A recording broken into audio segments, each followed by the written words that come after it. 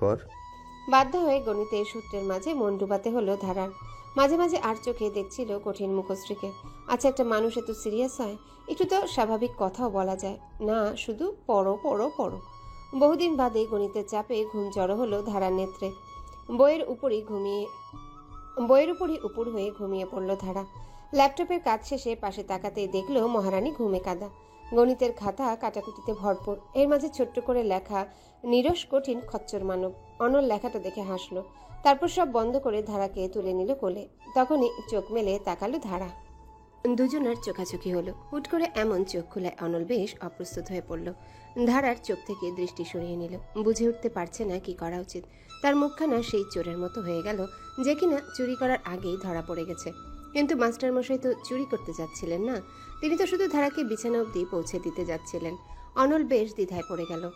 একবার মনে হলো এখনই ধারাকে কোল থেকে নামিয়ে দিবে, কিন্তু ব্যাপারটা শোভনীয় দেখাবে না। আবার মনে হলো ধারা সেই শান্ত দৃষ্টিকে সম্পূর্ণরূপে উপেক্ষা করে নিজ কার্য সম্পাদন করবে। কিন্তু দুটি উপায়ের কোনটি বেছে নিবে বুঝে উঠতে পারল না। আর ধারার অবাক দৃষ্টি উপেক্ষা করাটা যেন দায় হয়ে উঠেছে। অপরদিকে নিজেকে প্রিন্স উইলিয়ামের কোলে আবিষ্কার করে বেশ বড়সড় একটা ঝটকা খেল ধারা। অজান্তে হৃদস্পন্দনের বেগ বাড়ল। বুকটা যেন হাতুড়ি নিয়ে রীতিমতো জেমসের গানের তালে ড্রাম বাজাচ্ছে। হাত পা অসাড় হয়ে গেল ধারার। মেরুদণ্ড বেয়ে উষ্ণ রক্ত বয়ে গেল তার। এক অন্যরকম শিহরণে নরম গালজোড়ায় রক্ত জমতে লাগলো। লজ্জাবতী গাছে সকল লজ্জা যেন তাকে ঘিরে ধরল। মার্কেটে অনলকে আকস্মিকভাবে জড়িয়ে ধরার সময়ও এমনটা অনুভূতি হয়নি ধারার। বেশ কিছুক্ষণ প্রিন্স উইলিয়ামের দিঘির মতো শান্ত চোখের দিকে তাকিয়ে রইল সে। এই কাজটা যে বড্ড বিপজ্জনক কিছুটা সেটা টের পেতে সময় নিল না। হৃদয়ের মধ্যস্থলে যখন অস্বস্তিখানা মাত্রা ছাড়ালো, তখনই চোখ বুজে নিল ধারা। সে এই অদ্ভুত অনুভূতির জোয়ার সামলাতে পারছে না। এক অজানা আতঙ্ক জন্মালো ধারার বুকে। কেন এই আতঙ্ক? প্রণয়ের শুভারম্ভে নাকি অজান্তেই অনলের চোখে গভীরত্বে বিনীল হয়ে যাবার জানা নেই ধারার। তবে অনুভূতিগুলো অন্যরকম, চুম্বকের নেই এই আকর্ষণ। অজান্তেই প্রিন্স উইলিয়ামের প্রতি এক দুর্বলতা তৈরি হচ্ছে কিশোরী ধারার হৃদয়ের অন্তঃস্থলে। এই দুর্বলতাটা সে অনুভব করতে পারছে, তবে এর উৎসটা তার অজানা। তার মনে হচ্ছে অজান্তেই চোরাবালিতে পা রেখেছে সে, যেখানে তলিয়ে যাওয়া অবধারিত। ধারা চোখ বুজে নিলে কিছুটা স্বস্তির নিঃশ্বাস নেয় অনল। হাফ ছেড়ে যেন বেঁচেছে সে।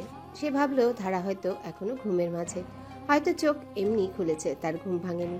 কথাটা ভাবতে বিব্রত বোধ খানিকটা কমল অনলের। চটজলদি ধারাকে বিছানায় শুইয়ে দিল সে। তারপর লাইটটা বন্ধ করে বারান্দায় চলে গেল। হৃদস্পন্দনের গতি অজান্তেই বেড়ে গেছে। ঘরের নিস্তব্ধতায় শ্বাস নিতেও যেন অস্বস্তি হচ্ছিল অনলের। বারান্দার রেলিং দু হাত রেখে কিছু সময় জোরে জোরে শ্বাস নিল সে। কানজোড়া রক্তিম বর্ণ ধারণ করলো। অনল একবার পেছনে তাকালো। আকাশে তখন পূর্ণ চন্দ্রিমা। রূপালী আলো বারান্দা হয়ে প্রবেশ করছে আধারে নিমজ্জিত নিস্তব্ধ ঘরে। আলো আধারের এই মায়াবী খেলায় শুভ্র বিছানায় শায়িত নারীটির দিকে অপলক নজরে তাকিয়ে থাকলো অনল। বুকের অন্তঃস্থলে এক চিনচিনে ব্যথা অনুভূত হলো তার। পর মুহূর্তেই নজর সরিয়ে নিল। ঘুমন্ত কিশোরীটি কি যুবকের এই ব্যথাটি অনুধাবন করতে পারবে? হয়তো না। তপ্ত নিঃশ্বাস ফেলল অনল। ক্লান্ত চোখ জোড়া তাকিয়ে রইল শূন্য আকাশের সেই পূর্ণ চন্দ্রিমার দিকে। অপেক্ষা সেই প্রহরের, যখন কিশোরী হৃদয়ে প্রণয়ের ফুল ফুটবে। ধারার ঘুম ভাঙল খুব ভোরে।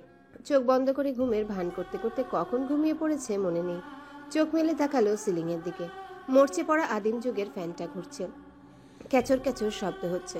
ফ্যানটা সবসময় এমনই শব্দ করে, কিন্তু তার অস্তিত্ব শুধু নিস্তব্ধতায় বোঝা যায়। ধারা পাশ ফিরল। মোটা কোলবালিশের প্রাচীরের উপরে ঘুমন্ত যুবকের শ্রান্ত মুখশ্রী দেখতে পেল সে। প্রিন্স উইলিয়ামকে ঘুমন্ত অবস্থায় সব থেকে ভালো লাগে ধারার।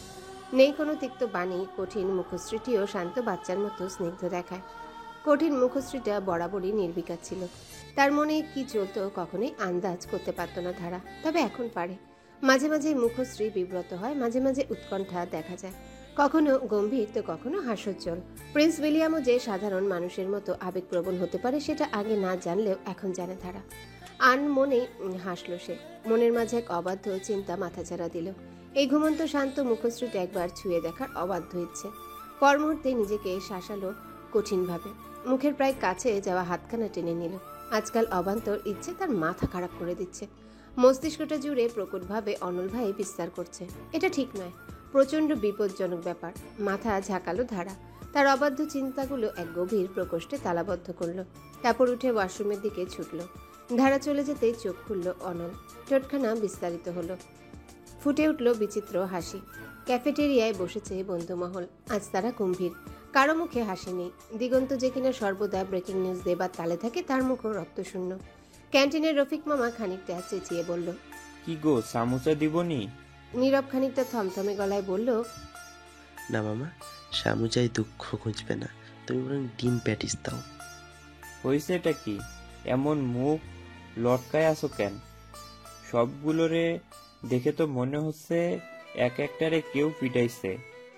হাতে মারিনি মামা, ভাতে মারছে। রফিক মামা খানিকটা অবাক হলেন। তার মুখে কৌতূহল জাগলো। ধারাদের এই দলের সাথে তার খাতির অন্যরকম। সারা ভার্সিটির খবর এই দলের কাছ থেকেই পাওয়া যায় কিনা। নীরব হতাশা দীর্ঘশ্বাস ফেলল, তার কণ্ঠ বসা।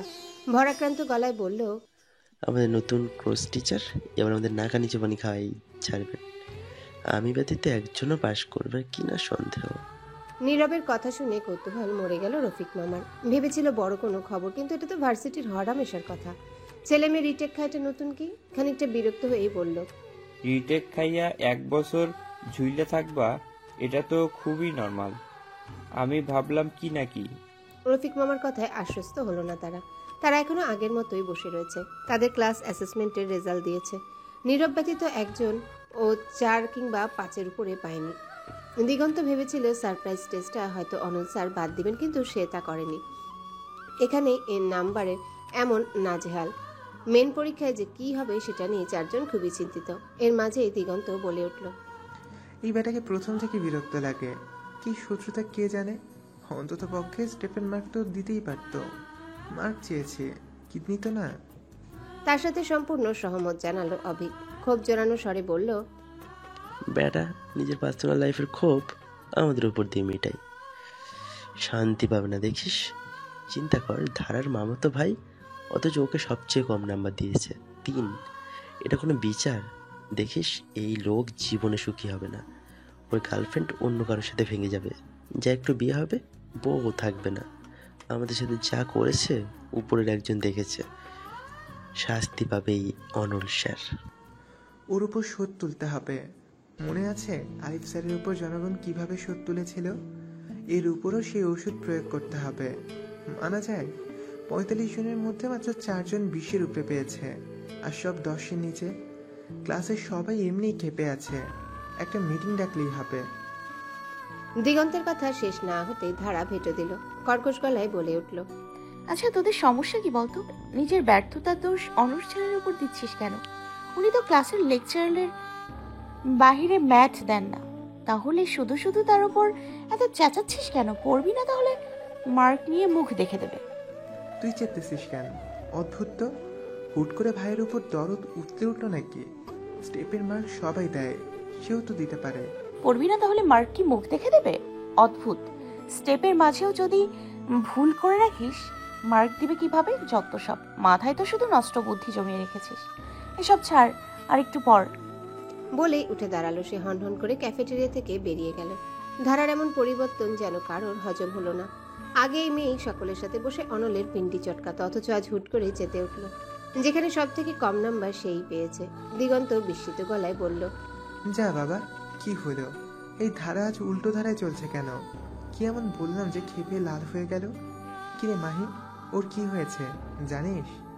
মাহি কিছু সময় মাথা চুলকালো, তারপর হতাশ গলায় বলল, বিষয়টা আমিও বুঝলাম না। অনল ভাইকে যে মানুষ দু চোখে দেখতে পারে না, সেই মানুষ আজ ওনার পক্ষ নিল। সূর্য কি উল্টো দিকে উঠলো? সবার মুখে চিন্তা। চিন্তার কারণ ধারার এমন পরিবর্তন। এদিকে মাহিরও ব্যাপারটা বোধগম্য হলো না। সে ভাবল ধারার হয়তো মন খারাপ। বেশ কিছুদিন যাবতই তাকে অন্যমনস্ক লাগছে। হয়তো প্লাবন ভাইয়ের বিবাহ সংক্রান্ত ব্যাপার। ঘনিষ্ঠতার জন্য ধারার মনের খবর একটু হলেও রাখে সে। তাই ঠিক করলো এখন তার সাথে কথা বলবে না, বরং বিকেলে সোজা বাসায় যাবে। তখনই সব রহস্যের উদ্ঘাটন করবে সে। বন্ধুমহল আবার কথায় মজল। তাদের আড্ডার মূল বিষয় হলো চরম কঠিন এবং খচ্চর অনল স্যার। গোধূলি লগ্ন ভেজা চুলে বারান্দার মেঝেতে বসে আছে ধারা। আজ মনটা ভালো নেই। তখন বন্ধুদের উপর না চেঁচালেও পারত, কিন্তু নিজেকে আটকাতে পারল না। কেন যেন অনলের নামে অবান্তর কথাগুলো শুনতে ভালো লাগলো না। লোকটা তার কাজের প্রতি কতটা নিষ্ঠাবান সেটা ধারা জানে। উপরন্তু আরিফ স্যারের সাথে ঘটিত কাহিনী সে জানে। বেচারা স্যার শেষ অবধি ভার্সিটি ছাড়তে বাধ্য হন। সে চায় না অনল ভাইয়ের সাথে এমন কিছু হোক। এই চাকরিটা তার স্বপ্নের চাকরি। এতকাল বহু কাঠখড় পুড়িয়েছে এই চাকরিটার জন্য। আগে হলে হয়তো সে উদাসীন থাকতে পারত, কিন্তু এখন উদাসীন থাকাটা তার দ্বারা সম্ভব নয়। অনল ভাই মানুষটার কোনো ক্ষতি হোক সে চায় না। হুট করে নিবৃত্ত ও মস্তিষ্ক অবুঝ মনটিকে প্রশ্ন করে বসল, কেন তার এত পরিবর্তন? কেন সর্বদা অনল নামক মানুষটাকে নিয়ে সে চিন্তিত? মস্তিষ্কের প্রশ্নে থমকে গেল হৃদয়, তারপর উত্তর দিল, শুধু কি তাই? চুলগুলো টেনে ধরল ধারা। মন এবং মস্তিষ্কের রেশারেশিতে ক্লান্ত হয়ে পড়েছে সে। মানুষটার প্রতি তার এক অদ্ভুত মায়া কাজ করে। এ যেন সম্মোহনী কালো জাদু। চোখজোড়া নির্লজ্জের মতো তাকিয়ে থাকে। হৃদয়ের অন্তঃস্থলে তার জন্য এক শূন্যতা কাজ করে।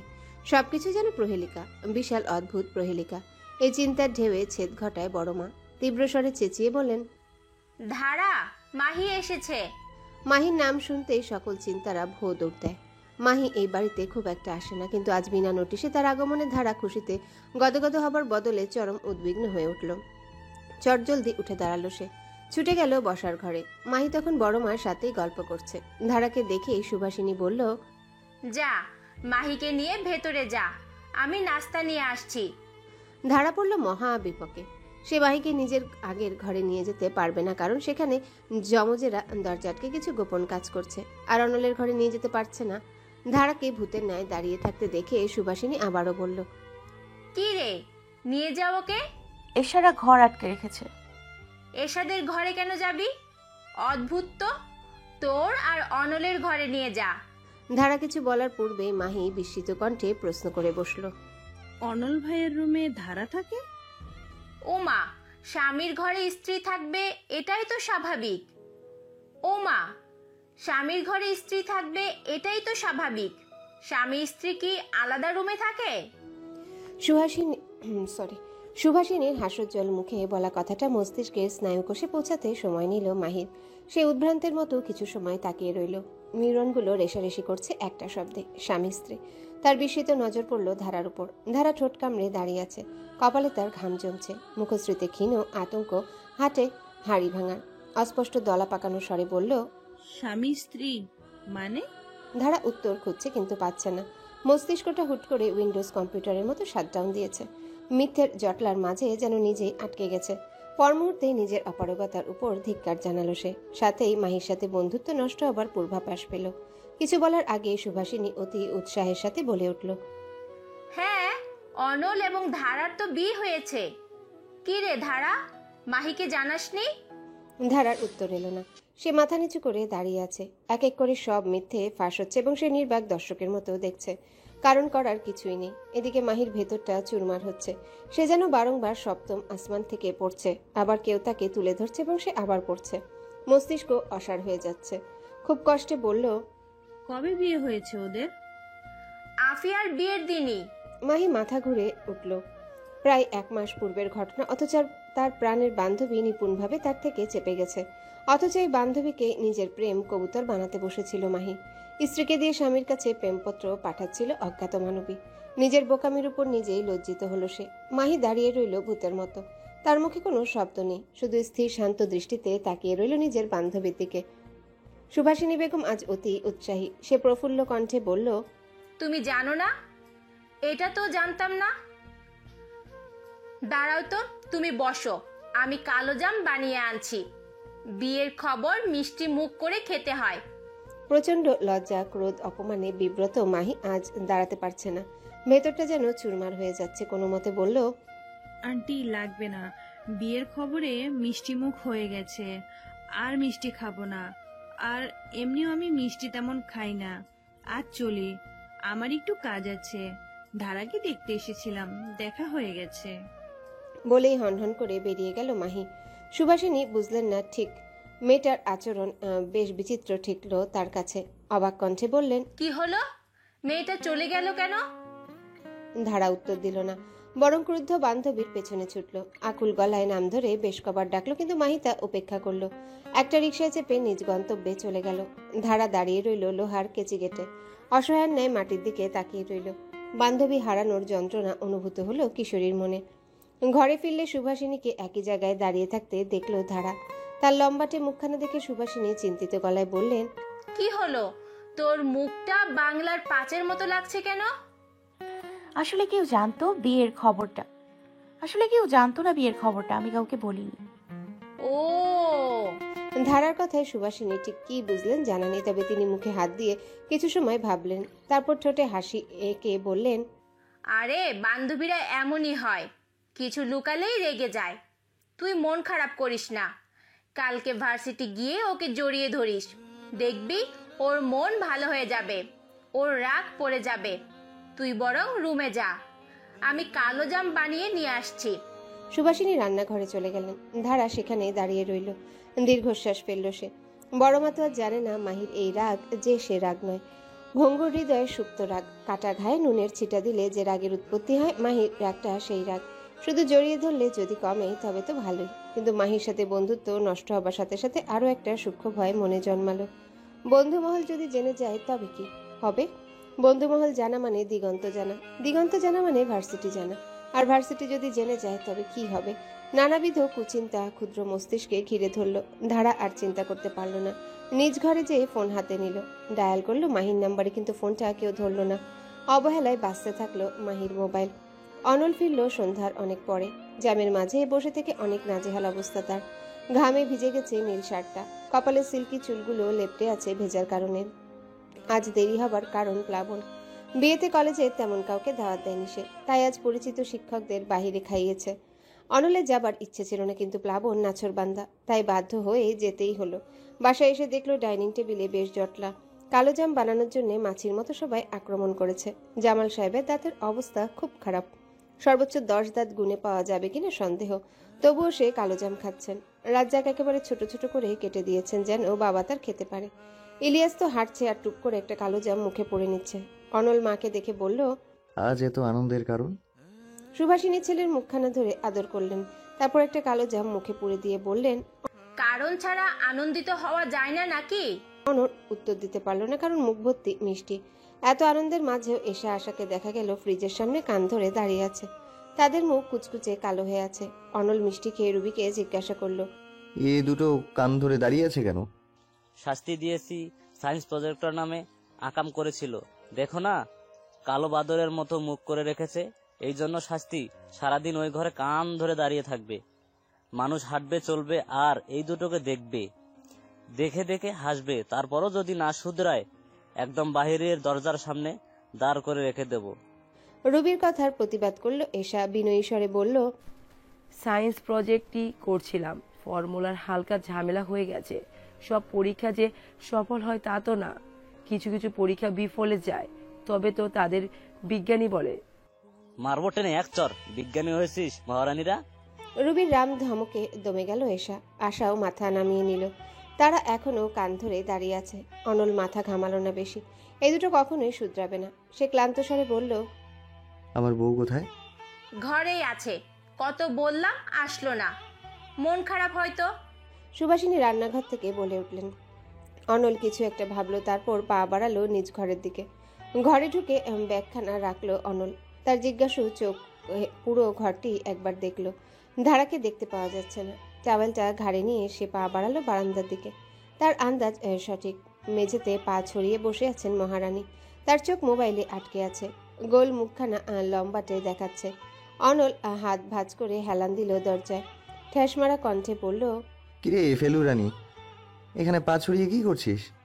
কণ্ঠ কর্ণপাত হতেই ভ্রু কুচকে এলো ধারার। তীর্যক দৃষ্টিতে তাকালো অনলের দিকে। ক্ষিপ্ত কণ্ঠে বলল, ফেলু রানী বলছো কেন? 30-এ 3 পেয়েছিস, আর কি বলবো? 100 মার্কে তো পাবি 10।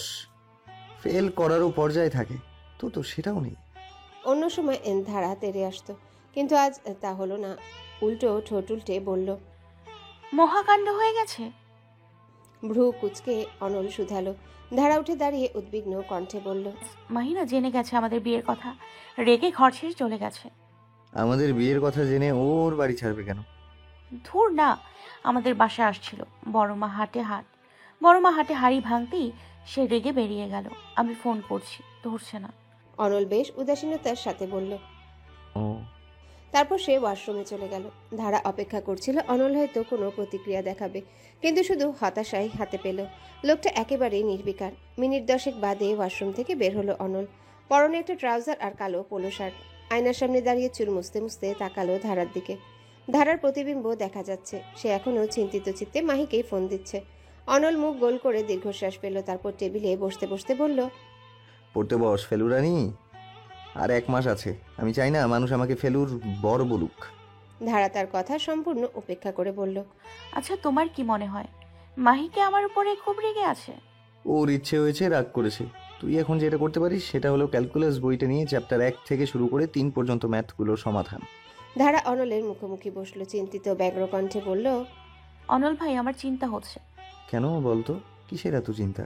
আজীব, ও আমার ফোন ধরছে না। সেই কখন থেকে আমি ওকে ফোন করেই যাচ্ছি। 17 বার ফোন করেছি, ধরেনি। ও আমার বেস্ট ফ্রেন্ড, ও যদি বন্ধুত্ব ভেঙে দেয় তখন? ও অনলের উদাসীনতায় কিঞ্চিত বিরক্ত হলো। কিছু সময় তির্যক জ্বালাময়ী দৃষ্টি প্রয়োগ করলো, কিন্তু অনলের বিকার হলো না। বিরক্তিভরা কণ্ঠে বলল, ও ছাড়া তোমার কি কিছু বলার নেই? না থাকলে থাকো, আমার মাথা খেও না। বলেই উঠতে গেলে হাতখানা টেনে ধরল অনল। হ্যাচকা টানে তাকে আগের জায়গায় বসালো। কিছু সময় শান্ত দৃষ্টি বিনিময় হলো তাদের মাঝে। তারপর অনল তার হাত থেকে মোবাইলটা নিয়ে নিল। গম্ভীর কণ্ঠে বলল, তুই একটু বেশি চিন্তা করছিস না? করা উচিত নয়। একেবারেই না। হ্যাঁ, মাহি তোর ঘনিষ্ঠ বান্ধবী, এমন তার আমার প্রতি একটা আবেগ ছিল, কিন্তু আমি তো আবার উত্তরটা জানিয়েছি। আমার মনের উপর কর্তৃত্ব আমার একান্ত নিজস্বের। আমার ওকে প্রত্যাখ্যান করায় তো তোর কোনো দোষ নেই। আমাদের বিয়ের আগেও আমি তার প্রেমপত্র ফিরিয়ে দিয়েছি। সুতরাং এই ক্ষুদ্র মস্তিষ্কে চাপ দিস না, বরং এটা ভাব ফেলু রানী থেকে কিভাবে ধারা রানীতে ফেরা যায়।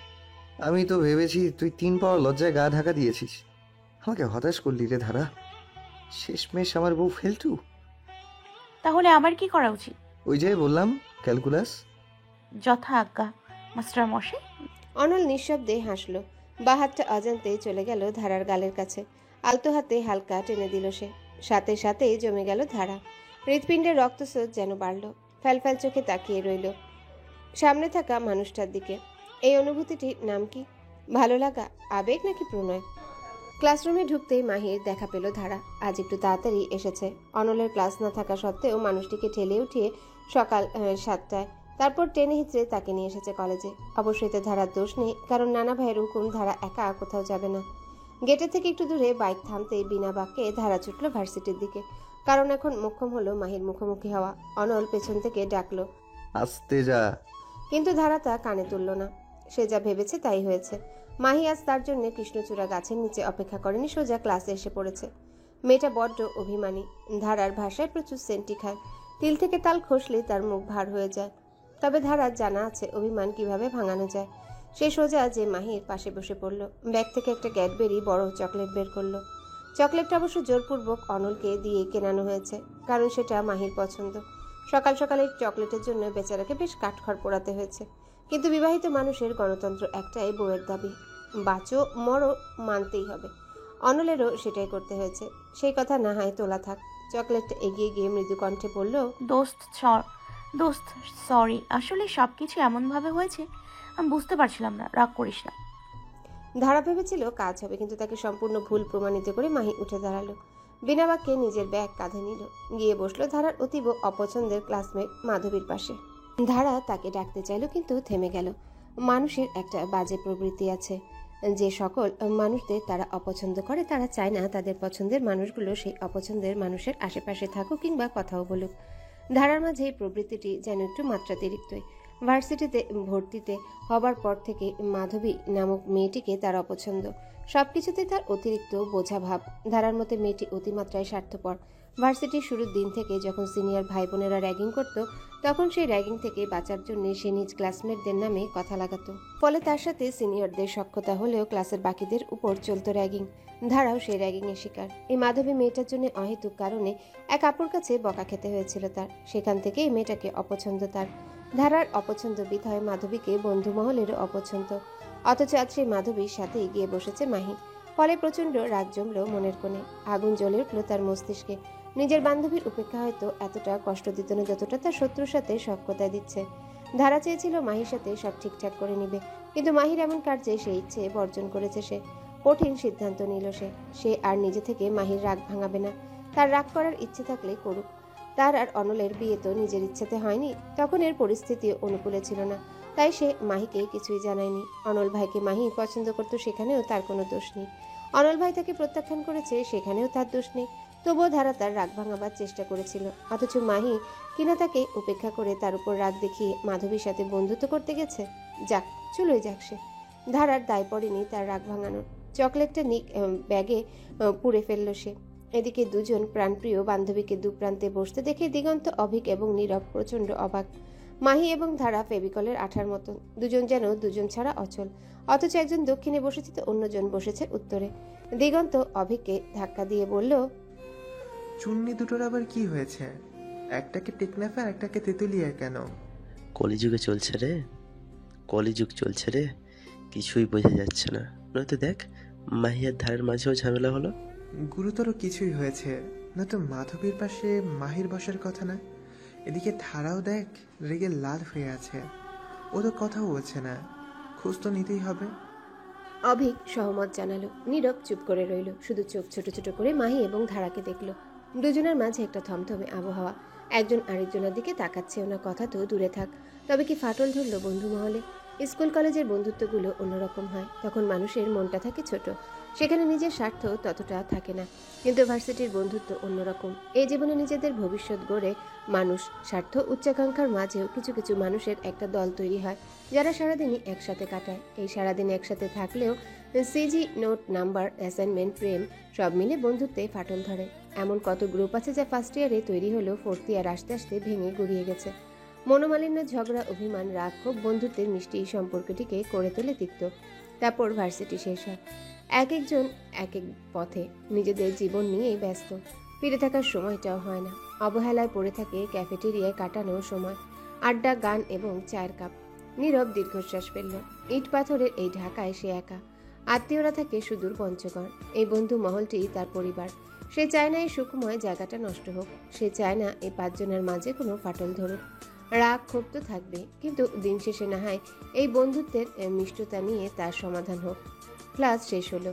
একে একে 4টা ক্লাস। মাঝে ব্রেক থাকলেও মাহি এবং ধারার মাঝে কোনো পরিবর্তন হলো না। ক্লাস শেষ হওয়ার পর বন্ধুমহল অপেক্ষা করছিল ধারা এবং মাহি হয়তো কথা বলবে, কিন্তু তাদের ভুল প্রমাণিত করলো তারা। মাহি হনহন করে বেরিয়ে গেল। ধারাও ব্যাগ গুছালো। সে পাত্তা দিল না মাহির উদাসীনতা, যেন মাহির অভিমানে তার যায় আসে না। দিগন্ত বলল, তোরা ধারার সাথে কথা বল, আমি মাহিকে দেখছি। বলেই পিছু নিল মাহির। এদিকে অভিক আর নীরব মুখোমুখি হলো ধারার। ভনিতা ছাড়াই অভিক প্রশ্ন ছুড়ল, কি হয়েছে তোর আর মাহির মাঝে? আকস্মিক প্রশ্নে খানিকটা চমকে উঠল ধারা। উত্তরটা গলায় আটকে থাকলেও বলতে পারল না। শান্ত কণ্ঠে বলল, কিছু না, ওর রাগ করতে ইচ্ছে হয়েছে। বলেই ক্লাস থেকে বেরিয়ে গেল ধারা। অভিক এবং নীরব তাকিয়ে রইল তার যাওয়ার পথে। অনেক কষ্টে দৌড়ে এসে মাহিকে থামালো দিগন্ত। হাঁপাতে হাঁপাতে বলল, এত জোরে হাঁটছিস কেন? ট্রেন ধরবি নাকি? কখন থেকে ডাকছি, শুনিস না নাকি? মাহি সত্যিই শুনেনি। নিজ মনে হাঁটছিল সে। কালকের পর থেকে মস্তিষ্ক যেন অচল হয়ে গেছে। মন এবং মস্তিষ্কের রেশারেশিতে ক্লান্ত হয়ে আছে। নিজের ঘনিষ্ঠ বান্ধবীর উপর প্রবল ক্ষোভ জন্মেছে, সেই সাথে নিজের কাজেও লজ্জা লাগছে। সেদিন যদি ধারা সত্যিটা বলে দিত, তবে নির্লজ্জের মতো অনলের কাছে প্রেম নিবেদন করত না। এখন সে বেশ বুঝতে পারছে অনল কেন বলেছিল এক হৃদয়ে দুই নারীর স্থান হয় না, কারণ সে বিবাহিত। ধারার সাথে কিছুতেই স্বাভাবিক হতে পারছে না সে। ফলে আজ মাধবীর পাশে বসেছে। অবশ্য অন্য জায়গায় জায়গা ছিল না, কারণ ধারার পাশে বসবে না। দিগন্তকে এমন পথ আটকাতে দেখে কিছুটা চমকে গেল সে। অবাক কণ্ঠে বলল, আমাকে ডাকছিলি কেন? কোথায় যাচ্ছিস? বাসায়। আর কোথায় যাব? তোরা ধারার মধ্যে কি হয়েছে? ফেভিকলের জোড়া ভাঙলো কেন? দিগন্তের প্রশ্নে খানিকটা বিরক্ত হলো মাহি। এই ছেলের এত কেন মাথা ব্যথা বুঝে না। বিরক্তি ভরা স্বরে বলল, কেন? ব্রেকিং নিউজ বানাবি? 10 হাত দূরে যা তুই। আমাদের ব্যাপার আমরা বুঝে নিব। নিজের বান্ধবীর উপর রাগও করতে পারবো না নাকি? রেগে আছি, খুব হয়েছে, কমলে যে কথা বলবো। তোরা মাথা ঘামাতে হবে না। বাহ বাহ, যার জন্য করি চুরি সেই বলে চোর। আমার চিন্তা হচ্ছিল তাই এসেছি। আর আমার উপর চোটপাট করছিস? কি অদ্ভুত। শোন, আমি ব্রেকিং নিউজ করতে পারি ঠিক, কিন্তু বন্ধুদের খবর আমি পাচার করি না। আমার একটা নৈতিকতা আছে।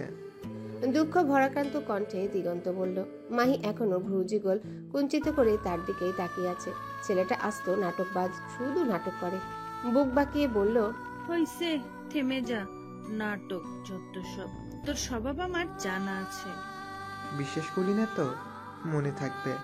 আরেকটা কথা, চুপ করে থাকলে রাগ বাড়ে, তখন সেটা অভিমানে পরিণত হয়। এবং বরং রাগ কমিয়ে নেই। দরকার হলে কয়েকটা গালি দিয়ে নিস, তবুও এতকালের বন্ধুত্বে ফাটল ধরাস না। বলেই হাঁটা দিল দিগন্ত। দিগন্তের কথাটা মস্তিষ্কে গেঁথে গেল মাহির। সত্যিই তো, রাগ মনে পুষে রাখলে অভিমান জন্ম নেয়। রাগ ভাঙা সহজ, অভিমান বড়ই বিচিত্র। ভার্সিটির গেট পেরিয়ে একটু সামনে আসতেই ধারা থমকে গেল। পরন্ত দুপুর, সূর্য মাথার উপর। জ্বালাময় এই রোদে পিচের রাস্তার উপর থেকেও ধোঁয়া উঠছে যেন। অথচ এই রোদের মধ্যে একটা দোকানের সামনে বাইকের উপর হেলান দিয়ে দাঁড়িয়ে আছে অনল। তার হাতে একটা পেপসির 250 ml এর বোতল। সে একটু পর পর পেপসি খাচ্ছে আর ঘড়ি দেখছে। অনল ধারাকে নিতে আসবে এটা কল্পনা করেনি সে। আজ অনলের ছুটিও ছিল, ক্লাস নেই বিধায় সে আজ ভার্সিটি যায়নি। ধারা কিছুটা এগিয়ে যেতেই অনল সোজা হয়ে দাঁড়ালো। বাইকে উঠে স্টার্ট দিতে দিতে বলল, তোর আজকে ফাইন হবে। 20 মিনিট রোদে দাঁড়িয়ে আছি। করেছে, আমি বলেছি আসতে, এসছো কেন? তুই তো মানুষ ভালো না। কোথায় দাঁড়িয়ে আছি জিজ্ঞেস করবি আমি ঠান্ডা কিছু খাবো কিনা, আমার কষ্ট হয়েছে কিনা। তা নয় মুখে মুখে তর্ক জুড়ে দিচ্ছিস। ধন্য করেছো এসে। এখন প্রিন্স ইউলিয়ামের জন্য কি করতে পারি? তাড়াতাড়ি বাইকে উঠে আমাকে উদ্ধার করতে পারিস। ধারা মুখ বেঁকিয়ে ভেঙালো অনলকে। মনটা ভালো লাগছে না। মাহির উপর চরম রাগ হচ্ছে, অকারণ যদিও, তবু হচ্ছে রাগ। তার বেস্ট ফ্রেন্ড কেন এই কুটনি মাধবীর পাশে বসবে? ধারা বাইকে বসতে বসতে বলল, বাড়ি যাবো না। তাই ভর দুপুরে কই যাবি? রোদ দেখেছিস, জ্বলছে যেন শরীর। আমি জানি না, তুমি জানো কই যাবা। আমি বাড়ি যাবো না এখন, ব্যাস। অনল মুখ ফুলিয়ে দীর্ঘশ্বাস ফেলল। মাঝে মাঝে মেয়েটাকে মাথায় তুলে আছাড় দিতে ইচ্ছে করে, কিন্তু পারে না। ছোট বিধায় দয়া হয়। আর যদি বাসার হিটলার জানে তার ধারারানীর গায়ে আঁচড় পড়েছে, তাহলে অনলের জীবন দুর্বিষহ। অনেক ভেবে একটা জায়গা পেল, যদিও পকেট গরম নয়, তবু মনে করে কার্ডটা এনেছিল অনল। বাইক চলতে লাগলো। পিচের রাস্তা ছেড়ে এগিয়ে যাচ্ছে গন্তব্যে। গতি বাড়ার কারণে উষ্ণ বাতাসে উঠছে ধারার অবাধ্য চুল। ধারা মাথা কাত করে ঠেকালো অনলের পিঠে। শক্ত হাতে তার কোমর চেপে বসলো। ধারার উত্তপ্ত নিঃশ্বাস আছড়ে পড়ছে অনলের পিঠে। ঠোঁট বেঁকিয়ে স্মিত হাসলো অনল। এই মেয়েটাকে নিয়ে কি করবে? যত দূরে থাকতে চায় ততই যেন মায়ার তরি তাকে টেনে নিয়ে আছে। বাইক থামলো একটা নদীর তীরে রিসোর্টে। ঢাকা শহর থেকে প্রায় 60 কিলো দূরে। রিসোর্টটা ইকো পার্কের মতো বানানো, বেশ কিছু রুম আছে। রিসোর্ট ঘিরে বিশাল জায়গা, পাশ দিয়ে চিকন নদী। ভার্সিটিতে পড়ার সময় একবার পিকনিক করতে এসেছিল অনলেরা। নদীর পাড়ে বসে সূর্যাস্ত দেখতে বড় সুন্দর লাগে। ঘরের বাইরে ধারার তেমন কখনো যাওয়া হয় না। অনলের ছোট ফুপুর বাড়ি কিশোরগঞ্জ। অনুষ্ঠান ব্যতীত সেখানেও যাওয়া হয় না। যেহেতু জেদ ধরেছে সে বাড়ি যাবে না, সেহেতু জোর করে লাভ নেই। উপরন্তু যদি বাড়িতে বলা হয় ধারা ঘুরতে চেয়েছে আর অনল তাকে নিয়ে যায়নি, তবে সেদিন অনলকে ঘরে ঢোকায় বন্ধ করে দিবেন জামাল সাহেব। একটা রুম ভাড়া করলো অনল। চাবি নিয়েই বলল, চল ফ্রেশ হবি। ধারা ঠোঁট চওড়া করে হাসলো। সবুজে আবৃত রিসোর্টে এসে মাহির কথা ভুলেই গেল সে। অনলের পিছু পিছু রুমে গেল। বেশ বড় তাদের রুমটি। রুমে ঢুকে জানালা খুলে দিল ধারা। জানালা থেকে পেছনের বয়ে যাওয়া নদী স্পষ্ট দেখা যায়। অনল পকেটে হাত গুজে তাকিয়ে রইল ধারার হাসজ্জ্বল মুখখানার দিকে। তারপর নরম গলায় বলল, মাহির সাথে বনিবনা হয়নি তাই না? অনলের প্রশ্নে নিঃশব্দে মাথা নাড়ল। তারপর রাগান্বিত গলায় বলল, আমি ওর রাগ ভাঙাবো না। আমার উপর চেতে গিয়ে মাধবীর পাশে গিয়ে বসছে, ও মাধবীকে নিয়েই থাকুক। অনল নিঃশব্দে হাসলো। তারপর কাছে এসে তার মাথার চুল এলোমেলো করে দিয়ে বলল, হিংসুটে বউ আমার। ফ্রেশ হয়ে নে, এখানে হোটেল আছে, ভাত খেয়ে নেব, তারপর রোদ কমলে বের হব। আমি বাসায় জানিয়ে দিচ্ছি। ধারা ঘাড় কাত করে সম্মতি দিয়ে ছুটল বাথরুমে। অনলের মুখে বউটুকু শুনে তার ভেতরটা অস্থির হয়ে উঠল। হৃদয়টা এই বেরিয়ে যাবে। বাথরুমে আয়নার সামনে নিজেকে একবার দেখল। এই প্রথম একাকিত্বে অনলের সাথে কোথাও ঘুরতে এসেছে সে। মনের মাঝে এক অন্য শিহরণ জাগছে। আয়নায় নিজেকে দেখে বলল, এত লজ্জা পাবার কি আছে? এটা তো অনল ভাই। হ্যাঁ, অনল ভাই। পর মুহূর্তে মন উত্তর দিল, হ্যাঁ অনল ভাই। তাই তো লজ্জাটা বেশি লাগছে। ধারা 2 হাত দিয়ে মুখ ঢাকলো। পর মুহূর্তে বলল, তাই তো লজ্জাটা বেশি লাগছে। পরন্ত বিকেল, সূর্য হেলে পড়েছে দিগন্তের সীমানায়। গোলাকার কমলা সূর্যটিকে নদীর পানিতে আরো বড় লাগছে। সোনালি আলোতে চিকচিক করছে নদীর স্বচ্ছ পানি। মৃদু বাতাস বইছে। ধারার চুল খোলা, হাঁটু গেড়ে সে এবং অনল বসে আছে নদীর পাড়ে। একপাশে বন্ধুদের একটা দল গান গাচ্ছে। প্রথমত আমি তোমাকে চাই, দ্বিতীয়ত আমি তোমাকেই চাই, নিঝুম অন্ধকারে আমি তোমাকে চাই। চোখ বুজে গান শুনছিল অনল। ধারা মুখে হাত দিয়ে অপলক নয়নে তাকিয়ে আছে অনলের দিকে। পরন্ত বিকেলে সূর্যের কিরণে প্রিন্স উইলিয়ামকে যেন আরো সুন্দর লাগছে। হঠাৎ চোখ খুলল অনল। চোখ ছোট ছোট করে প্রশ্ন করল, কি দেখিস? তোমাকে। ধারার তোমাকেটুকু মস্তিষ্কে ধারণ করতে সময় নিল অনলের। মস্তিষ্ক জুড়ে যেন মেয়েটার ঘোর লাগানো স্বর প্রতিধ্বনিত হচ্ছে। ক্ষণিকের জন্য স্তব্ধ হয়ে গেল সে। অপলক দৃষ্টিতে তাকিয়ে রইল ধারার দিকে। পরন্ত বিকেল, পশ্চিমে লাল আভা গাঢ় হচ্ছে। প্রস্তুতি হচ্ছে ব্যস্ত দিনের সমাপ্তির। ঈষৎ লালচে আলো আছড়ে পড়ছে ধারার ঘোর লাগা চোখে। তার দৃষ্টিতে অদ্ভুত মাদকতা। অনল চোখ রাখলো ধারা সেই মাদকতাপূর্ণ চঞ্চল চোখে।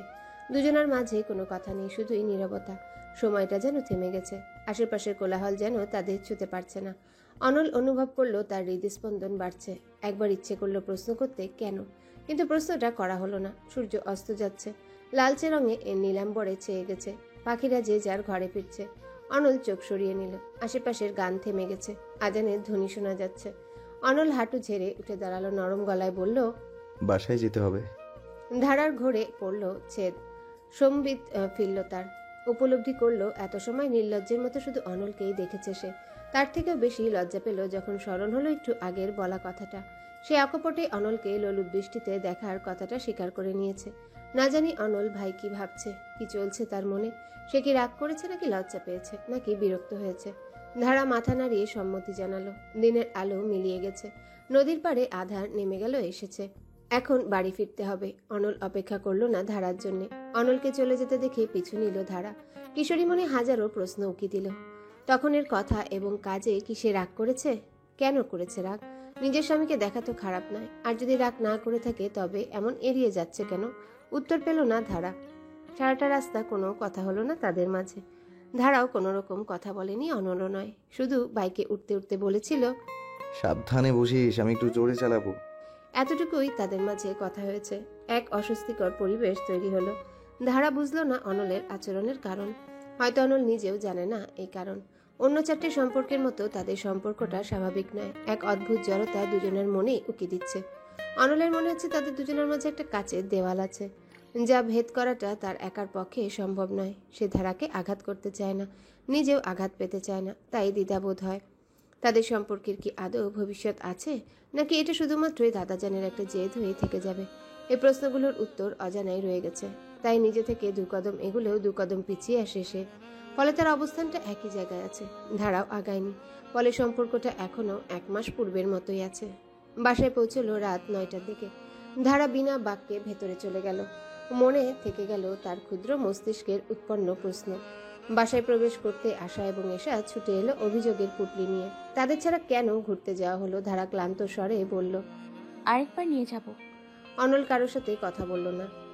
সোজা নিজ ঘরে চলে গেল। এসা তীক্ষ্ণ দৃষ্টিতে কিছু সময় তাকিয়ে রইল অনলের যাবার দিকে। তারপর বলে উঠল, অনল ভাইরে কি কুত্তায় কামড়াইছে? মুখটা এমন ছাগলের 3 নম্বর বাচ্চার মতো করে রাখছে কেন? জিজ্ঞেস করে আয়। ধারা ওর চুলটা খানিকটা টেনে কথাটা বলল। এসা বা হাতে মাথা ডলতে ডলতে বলল, বলবা না, বলে দিলেই হয়, ভয় দেখাও কেন? ধারা কিছু বলতে যাবে তার আগেই রুবি দুটোর কান ধরে বলল, মেয়েটা মাত্র বাড়ি এসেছে, এইটুকু শাস্তি দে। আর তোদের পড়া নেই, সারাক্ষণ টই টই কোম্পানির ম্যানেজারি করিস। যা নিজের রুমে পড়তে যা। ধারা যেন হাঁপ ছেড়ে বাঁচল। ব্যাগটা নিয়ে নিজ ঘরে চলে গেল। এশা এবং আশাও বাধ্য হয়ে নিজ ঘরে গেল। মায়ের কানমলায় ফর্সা কান লাল হয়ে গেছে, তবে এশা ক্ষান্ত হলো না। ফিসফিসিয়ে বলল, কুছ তো গড়বড় হ্যাঁ গায়া, পাতা লাগাও।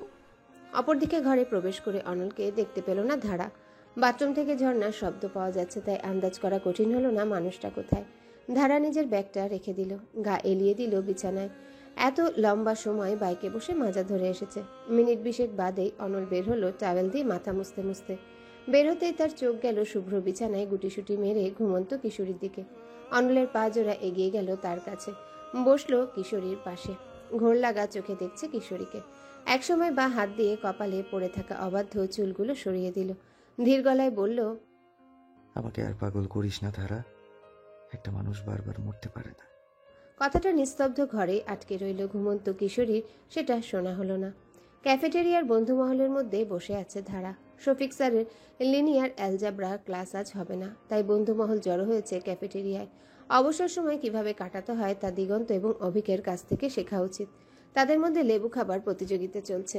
যে হারবে সে অপরজনের বাকি খাতা পরিশোধ করবে। রফিক মামা 10টা কাগজি লেবু কেটে দিতে বলেছেন। অভির বাকি খাতায় জমা হয়েছে 2567 টাকা। দিগন্তের বাকি খাতায় জমেছে 2468 টাকা। যেই জিতুক না কেন তার বাকি টাকা পরিশোধ হবে। সেই আনন্দে রফিক মামার মুখ চকচক করছে। সেই 10খানা লেবুর টাকা নেবে না, কারণ 200 টাকার বিনিময়ে তার যদি বাকি পরিশোধ হয় সেটাও বা কম কিসে। নীরব অতি উৎসাহিতভাবে তাদের সাপোর্ট করছে। মোবাইল ফোনে ভিডিও করছে। ভার্সিটির গ্রুপে শেয়ার করবে সে। ধারার এদিকে খেয়াল নেই। দুটো দামড়া ছেলে লেবু খাবে, এটা দেখার কি হলো? মাহিটা যদি থাকতো তাহলে আর খারাপ লাগতো না, কিন্তু জনাবা এখনো ক্যাম্পাসেই আসেনি। মাহির সাথে বন্ধুত্বটা আজকের না, সেই ছেলেবেলার। শুধু ধারা এই ভার্সিটিতে ভর্তি হয়েছে বিধায় সেও ভর্তি হয়েছে। দুজন দুজনকে ছাড়া চলতে পারে না। যতই দিগন্ত অভিক নীরব তার ঘনিষ্ঠ বন্ধু হোক না কেন, মাহির সাথে যেন মনের টানটাই আলাদা। এই যদি আজ মাহি থাকতো তবে মনের মাঝে জন্ম নেওয়া নবাগত ঝড়ের কথাগুলো তাকে বলতে পারত। অনল ভাইয়ের প্রতি জন্মানো দুর্বলতাগুলো বলতে পারত, কিন্তু সে তো নেই। রাগ করে মাধবীর সাথে ঘুরছে। ধারা তপ্ত দীর্ঘশ্বাস ফেলল। এদিকে সামনের দুটো বাদরের মুখ টকের কারণে বিকৃত হয়ে গিয়েছে, তবুও হাল ছাড়ছে না। আজ একজনের বাকি পরিশোধ হবে। এর মাঝে টেবিলের সামনে এসে দাঁড়ায় মাহি। গম্ভীর কণ্ঠে বলে, কথা আছে। মাহির কথাটা শুনতেই কিছুটা বিস্মিত হয় ধারা। কিছু সময় ফেলফেলিয়ে তাকিয়ে থাকে। অপরদিকে অভিক এবং দিগন্তে নিজেদের প্রতিযোগিতায় থামিয়ে দেয়। মাহি এবং ধারার ভেতরে বরফ গলছে। আজ 3 দিন পর মাহি ধারার সাথে কথা বলছে। এ যেন আশ্চর্য। ধারা মাথা নাড়িয়ে উঠে দাঁড়ায়। ধারা দাঁড়াতেই মাহি বেরিয়ে যায়। ধারাও পিছু নেয় মাহি। দিগন্ত লেবুর 7ম পিস মুখে তুলতে তুলতে বলল, যাক, মাহি চুন্নির সুবুদ্ধি হয়েছে। বিল্ডিং পাশে সিঁড়িতে এসে বসে মাহি। ধারা তার সামনে দাঁড়িয়ে আছে। সে বারবার ব্যাগের ফিতা টানছে। মাহি তীর্যক দৃষ্টিতে তাকে দেখছে, তারপর তীক্ষ্ণ স্বরে বলে, কিছুই বলার নেই তোর? কি বলবো? উল্টো তেজ দেখিয়ে কথাটা বলে ধারা। মাহি ভ্রু কুচকায়। বিরক্তি যেন বাড়ল। কণ্ঠ আরো ঝাঁঝালো করে বলল, বিয়ের কথাটা লুকালি কেন? তুই তো জানতি আমি অনন ভাইকে ভালোবাসি। 29 বার তাকে চিঠি দিয়েছি, আর প্রতিবারই সেটা ব্যর্থ হয়েছে। তুই যদি না লুকাতি সেটা 28 বারই হতো। ন্যাড়ার মতো সরাসরি আমি অনল ভাইকে প্রপোজ করতাম না। সেটা বলার জন্য তো ফোন করেছিলাম। ধরেছিলি যে বসেছিলি মাধবীর পাশে, তা এখন শুনবি কেন? ধারাও কম নয়। সে তার রাগ অক্ষত রেখে কথাটা বলল। মাহি মুখ ফুলিয়ে নিঃশ্বাস ছাড়ল, তারপর শান্ত গলায় বলল, ক্ষোভ হয়েছিল, অপমানিত লজ্জিত হবার ক্ষোভ। এখন সেটা ঠান্ডা হয়েছে, তাই শুনতে চাচ্ছি। বান্ধবীর উপর একটু ক্ষোভ তো হতেই পারে। ভেবেছিলাম রাগ করলে তুই ভাঙাবি, কিন্তু উল্টে তুই ভাব মারতেছিস। নেহাত হারাতে চাই না এই বন্ধুত্ব, তাই নিজের ক্ষোভের আগুনে পানিটা নিজেই ঢাললাম। যতই হোক, আমার তো আর বান্ধবী নেই। মাহির কথাটা শুনে নিজেকে আটকাতে পারল না ধারা। ছুটে গিয়ে জড়িয়ে ধরল। ভেজা কণ্ঠে বলল, তুই তো আমার ফোন ধরিসনি। জানিস আমি কত ফোন করেছি? তোর জন্য চকলেটও নিয়ে এসেছিলাম, উল্টো তুই মাধুরীর সাথে গিয়ে বসলি। আমারও রাগ হলো, সরি। দুই বান্ধবীর মাঝে জমা অভিমান জলরূপে দুজনার চোখে জমল। কণ্ঠে ভার হলো। মাহিও গলে গেল, ধারাকে জড়িয়ে ধরল। কত সময় তারা কাঁদলো জানা নেই। একটা সময় মন শান্ত হলো। দুজন চোখ মুছল। বান্ধবীদের মাঝে হয়তো অভিমান হবার কোনো যুক্তি থাকে না। ক্ষুদ্র ক্ষুদ্র ব্যাপারে অভিমান হয়। মাহি নাক টেনে বলল, এবার কাহিনী বল। ধারা সবটুকু খুলে বলল। নানা ভাইয়ের অসুস্থতা, তার জেদ, অনল ধারার বিয়ে এবং সেই বিয়ে লুকানোর কারণ। মাহি শান্ত হয়ে শুনল। আসলে পরিস্থিতিটা এমন ছিল যে ধারা চাইলেও কিছুই বলল না। মাহি বিজ্ঞের মতো সব শুনল, তারপর জিজ্ঞাসা করল, তুই কি ভালোবাসিস অনল ভাইকে? ধারা চুপ করে রইল। নিজের মনটাকে অনেক উথাল পাতাল করলো। মাহি অপেক্ষা করছে উত্তরের। কিছু সময় চুপ করে থেকে ধীর গলায় বলল, ভালোবাসা কি আমি জানি না, তবে এটুকু জানি মানুষকে কেন্দ্র করেই যেন আমার সব কিছু। 13টা বছর যাকে বিরক্ত লাগলো, দু চোখের বিষ ছিল, সেই মানুষটাকেই এখন সারাক্ষণ দেখতে ইচ্ছে করে। তার কঠিন মুখশ্রী, গম্ভীর কণ্ঠ সবই আমার হৃদয়ে গেঁথে আছে। আমার অজান্তেই অভিমান হয়। প্রণয় আমার কাছে আজও প্রহেলিকা। আমি জানি না প্রণয় কাকে বলে, তবে এটুকু জানি আমি বাজেভাবে ফেঁসে গেছি। অনল ভাই যেন একটা উত্তপ্ত নেশা। আমি প্রতিনিয়ত শুধু ডুবছি আর ডুবছি। মাহি ঠোঁট চওড়া করে হাসলো, প্রফুল্ল কণ্ঠে বলল, বান্ধবী, তুমি আসলেই ফেসে গেছো। যাক, খুশি হলাম অবশেষে তোমার রুচি এবং চোখ ভালো হলো। আমি তো ভেবেছি এখনো ওই প্লাবন ভাইতে আটকে আছিস। তা অনল ভাই জানে ব্যাপারটা? না, ওনাকে দেখলেই তো সব ভাষা উড়ে যায়। মাহি কিছু সময় ভাবলো, তারপর বলল, তোর জন্য আমি আমার ব্যর্থ হৃদয়ের জ্বালা ভুলতে রাজি। যা, দিয়ে দিলাম তোকে অনল ভাইকে। কিন্তু কথা হচ্ছে, যেহেতু অনল ভাইও বিয়েতে ভেটু দিয়েছিল, তাই আমার সন্দেহ হচ্ছে সে কি তোকে ভালোবাসে কিনা। তাই আমার মতো ভুল তুই করবি না। আমাদের আগে জানতে হবে অনল ভাইয়ের মনের স্থান নেওয়ার সেই নারীটিকে। কিভাবে জানবো? উনি তো উড়িয়ে দেয় কথা, আর আমি এই প্রশ্ন জিজ্ঞেস করলেই ক্যালকুলাস ধরিয়ে বলে অঙ্ক কর। এটাও আমাকেই বলতে হবে? উফ, আমার নারী নক্ষত্র যেমন তুমি জানো, তেমন অনল ভাইয়ের নারী নক্ষত্র জানে তার বন্ধুরা। অনল ভাইয়ের বন্ধুদের থেকে জানবি তার কোনো গার্লফ্রেন্ড ছিল কিনা। সবার রুচি তো আর তোর মতো না। আমি শিওর অনল ভাইয়ের পিছনে মানুষ পাগল ছিল। মাহির কথায় ধারা খানিকটা হতাশ হয়ে পড়ল, মরা কণ্ঠে বলল, যদি সত্যি অন্য কাউকে ভালোবাসে অনল ভাই, কি হবে? তুই আমার বান্ধবী, আর নেগেটিভ কথা বলিস কেন? B positive. বিনা যুদ্ধে নাহি দিব সুজাগ্র মেদিনী। মনে রাখবি, তুই অনল ভাইয়ের বউ। যদি কেউ থেকেও থাকে, তাকে খেদিয়ে জায়গা করে নিবি। মাহির কথায় হেসে দিল ধারা। মনের ভিতর জমা পাথর আজ নেমে গেছে। মনের যখন কথা খুলে বলে আর মনটা হালকা, হয়তো এই জন্য এই মানুষগুলোকে বন্ধু বলে। কেটে গেছে সপ্তাহ। ধারা বায়না করলো বাড়িতে প্লাবন এবং স্মৃতিকে দাওয়াত করবে, সাথে ইকরাম এবং রবিনও আসবে। বড় মা সম্মতি পেল, অনলের প্রশ্নের সম্মুখীন হলো। তীক্ষ্ণ স্বরে বলল, মতলব কি তোর? বারে তাদের বিয়ে খেলে অথচ একটু দাওয়াত করবে না? ছি ছি ছি, কি কিপটে বন্ধু। ধারার যুক্তির কাছে উত্তর পেল না অনল, কিন্তু তার সন্দেহ হলো বেশ। ধারা সুবিধার নয়। যে মেয়ে হলুদের দিন বরের পেট খারাপ করতে পারে, না জানি কি বুদ্ধি আসছে। তাই নিজ দায়িত্বে খাবারের উপর নজর দিল সে। বলা যায় না, দেখা গেল তার ক্ষুদ্র মস্তিষ্কের আবার কোনো ষড়যন্ত্র। অবশেষে শুক্রবার সবাই দুপুরে জমায়েত হলো। আড্ডা গল্পে মুখরিত বাড়ি। জামাল সাহেব রবিনকে দেখে বলল, কি রে, তোমার পাশ হইছে? রবিন এই বন্ধু মহলের ফেলু ছাত্র। জামাল সাহেবের কথায় লজ্জা না পেয়ে সরাসরি বলল, আপনার নাতি ছিল, তাই তো এখন খেয়ে পড়ে বেঁচে আছি। খাবার পর ছাদে চায়ের আড্ডা বসলো। স্মৃতির সাথে বেশ সখ্যতা হলো ধারার। আড্ডা জমলো। ভার্সিটির কুকীর্তি সুকীর্তি নানা গল্প উঠলো ধোয়ার সাথে। এর মাঝে অনলের ফোন বাজলো। কথা বললে সে একটু দূরে গেল। সেই ফাঁকে প্রশ্ন করলো ধারা, আচ্ছা, অনল ভাইয়ের গার্লফ্রেন্ড ছিল না? ধারার প্রশ্নে হেসে দিল প্লাবন এবং ইকরাম। হাসি থামিয়ে প্লাবন বলল, কেন চল দাঁড়া, বরে তত নিচে বুঝি? চেতা করো না, তবে বরটি ছিল কষা মানুষ, নিরস, নারীদের বিরোধী। কোনো নারীর ঘা ঘেঁষা দুধে থাক কথাও বলতো না।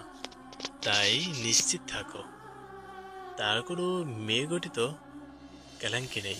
ইকরামও সহমত দিল, কিন্তু এর মাঝে রবিন গম্ভীর মুখে বলল, সব রটনা অনন্যার কথা ভুলে গেলে চলবে না। ফিজিক্সের টপার অনন্যা। রবিনের কথাটা যেন গুড়ি গুড়ি বৃষ্টির আকাশের বিশ্রী বজ্রপাতের মতো ঠেকল ধারার নিকট। প্লাবনের কথায় যা একটু স্বস্তি পেয়েছিল, সেই স্বস্তিখানে স্থায়ী হলো না। যা একটু শান্তির প্রহর বইছিল হৃদয়ে, সেটুকু একেবারেই নষ্ট করে দিল সামনে থাকা চায়ের মাঝে বিস্কিট ডুবে খাওয়া মানুষটি। নিজের অনুভূতি লহর কোনো মতে আটকে আমতা আমতা গলায় ধারা বলল, টপার অনন্যাকে? রবিন তখনও বিস্কিট খাচ্ছে। তার উত্তর দেওয়ার আগে ইকরাম মুখ বাঁকিয়ে বলল, ও, আমরা তো জানতামই না। তুমি জানলা কেমনে? ওহ, যা গাদা আজেরা। দাঁড়া, ওর কথা কানে তুলো না। অন্যান্যর সাথে অনলের কিছু ছিল না। নিজেকে কি অন্তিক মাহমুদ ভাবিস? খুব না একেবারে রোস্টার হয়ে গেছিস তোরা, গাধা। অনন্যা যে অনলের জন্য প্রতিদিন রান্না করে আনতো সেবেলা। শোনো ধারা, তোমার কষা বড় আর টপার অনন্যার কঠিন সিন ছিল। এখন এদের কথা যদি বিশ্বাস করে আমাকে অবিশ্বাস করো, সেটা তোমার ব্যাপার।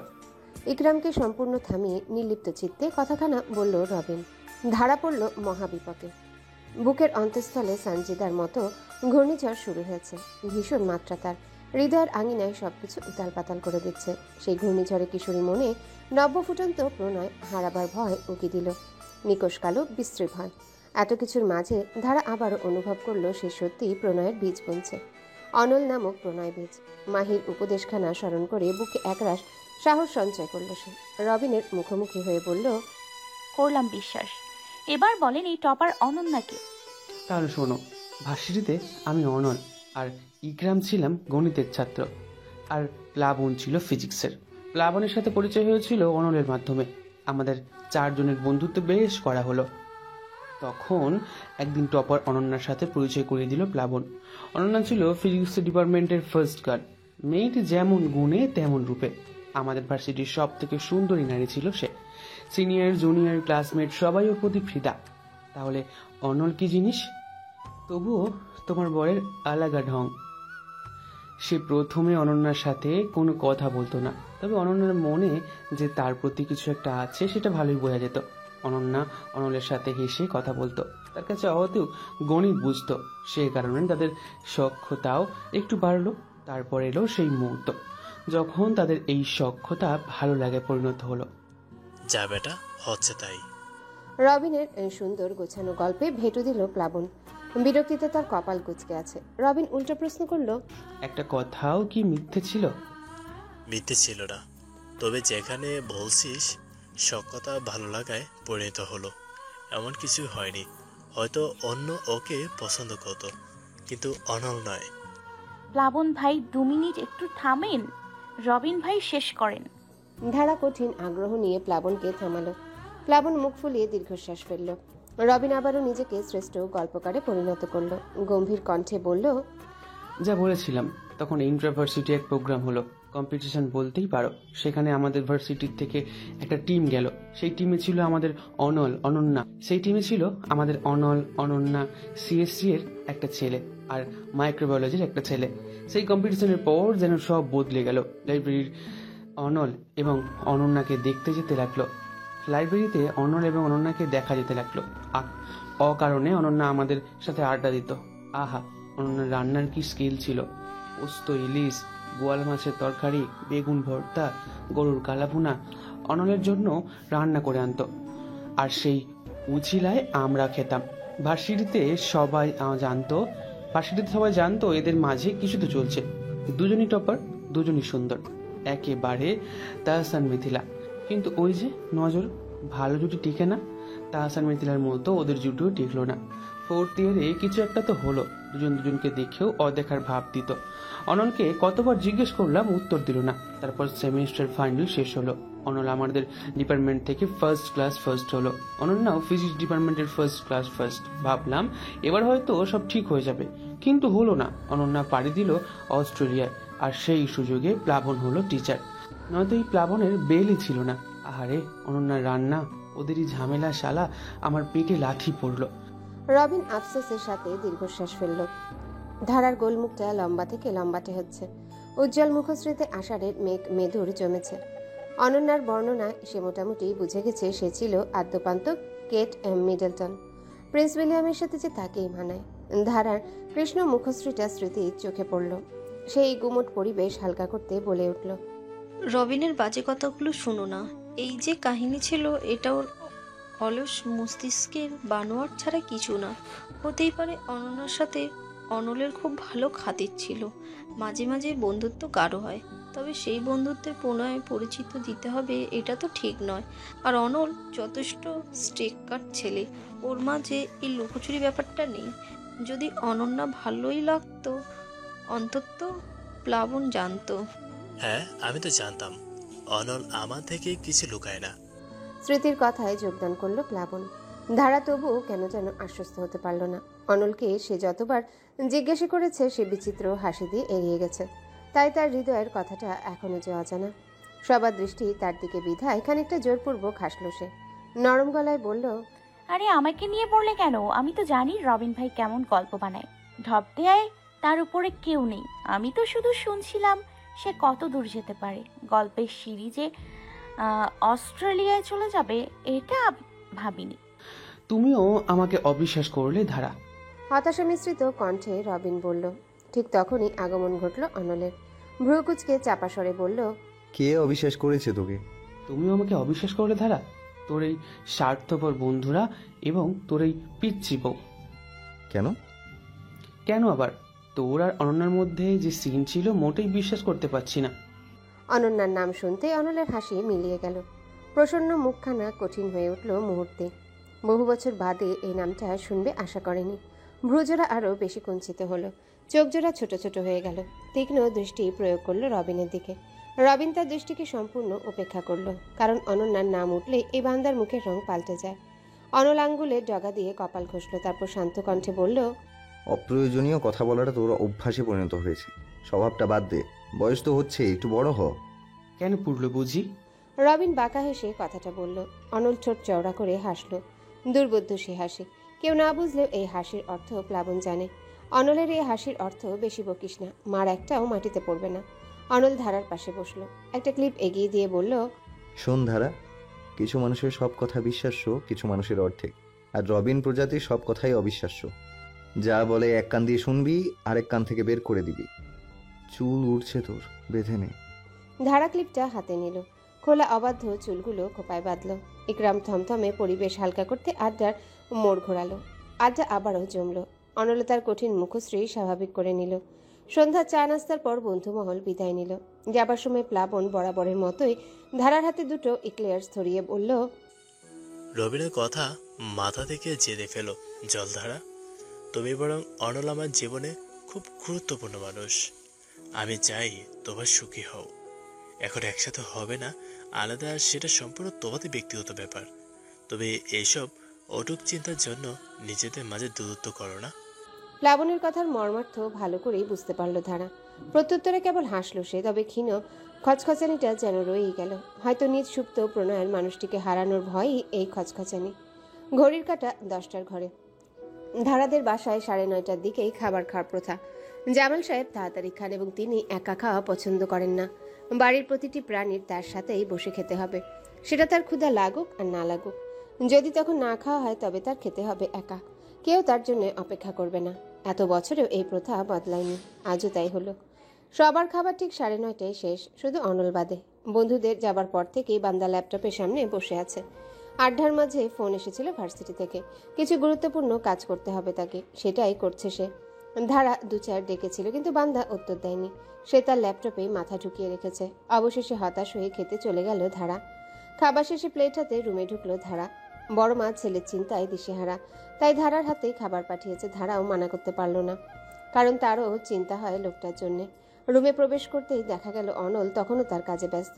ধারা কিঞ্চিত বিরক্ত হলো, তীক্ষ্ণ কণ্ঠে বলল, ল্যাপটপটি যদি মুখ থাকতো তবে সে মানবাধিকার মামলা করত তোমার নামে।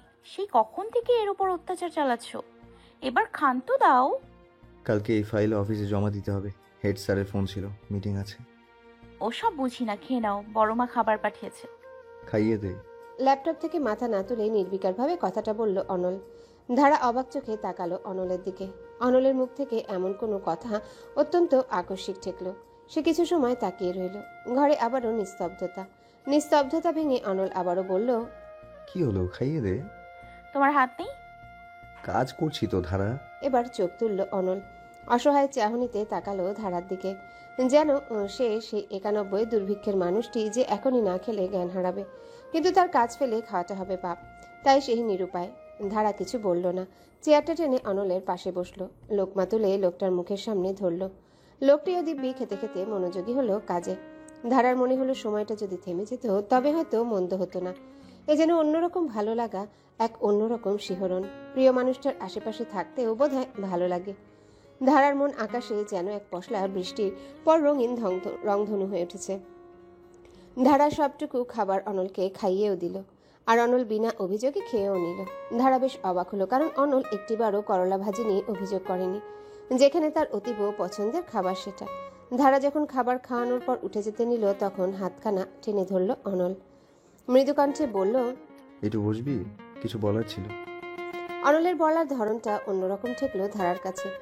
কি বলার থাকতে পারে অনল ভাইয়ের? মুহূর্তে হাজারো চিন্তা দলা পাকালো ক্ষুদ্র মস্তিষ্কে। আচ্ছা, অনল ভাইয়ের বন্ধুদের বিনা নোটিশে নিমন্ত্রণের জেদের কথাটা তুলবে নাকি অনন্যা আপুর ব্যাপারে কিছু বলবে? অনন্যার কথা স্মরণ হতে মুখখানা উদ্বিগ্ন হয়ে উঠল ধারার। সেই ঈষৎ ঘাবড়ালো, ঠোঁটজোড়া ভিজালো, তারপর চোখ ছোট ছোট করে সুচালো নজরে নিপুণভাবে খুঁটিয়ে দেখতে লাগলো অনলকে। অনলের মুখশ্রী নির্বিকার, চোখ বরাবরের মতোই শান্ত, চাহনি শীতল। ফলে মুখশ্রী দেখে অনল ভাইয়ের মনের খবর জানার অভিযান ব্যর্থ হলো।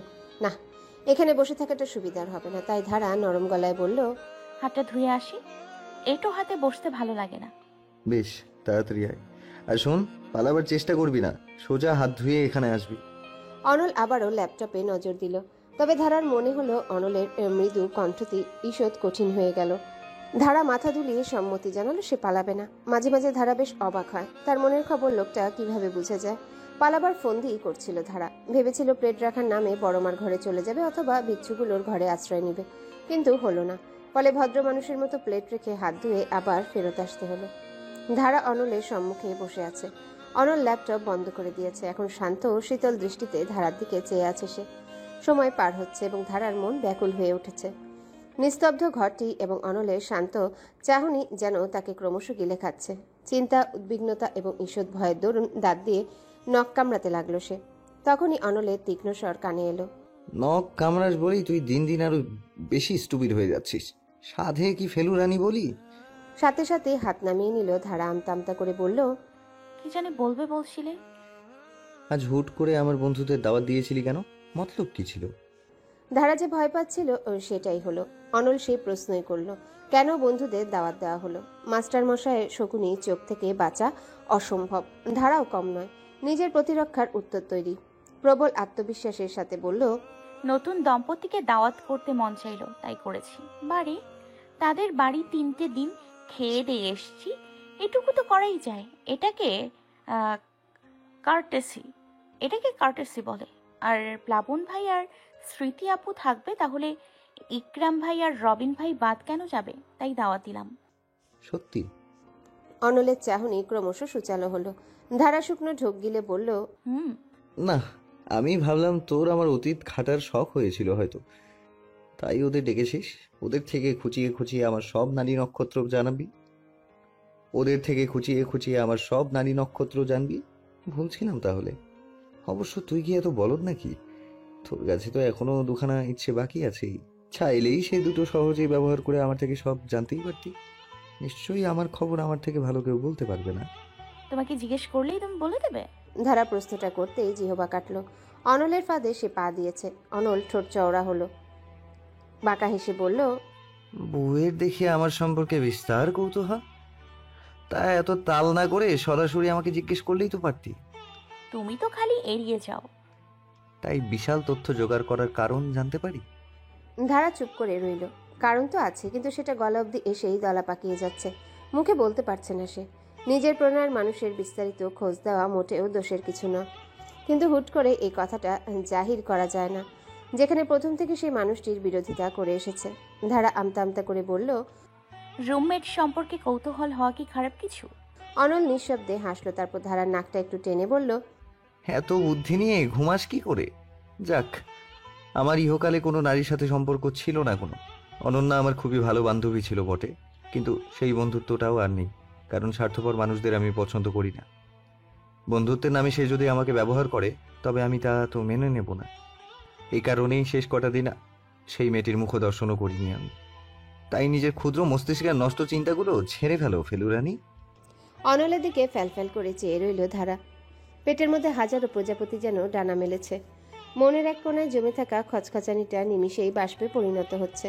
মূর্ছা যাওয়া পূর্ণ পুষ্পটি এক পশলা শীতল বৃষ্টির ছোঁয়ায় জীবন্ত হয়ে উঠেছে। অজান্তেই তার ঠোঁটে স্নিগ্ধ হাসি ফুটে উঠল। কিন্তু পর মুহূর্তেই মাহির কথাটা মনে পড়ল ধারার।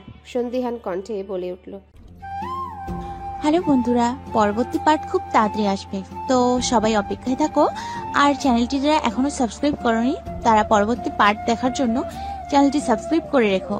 ধন্যবাদ সবাইকে, আমাদের সাথেই থেকো।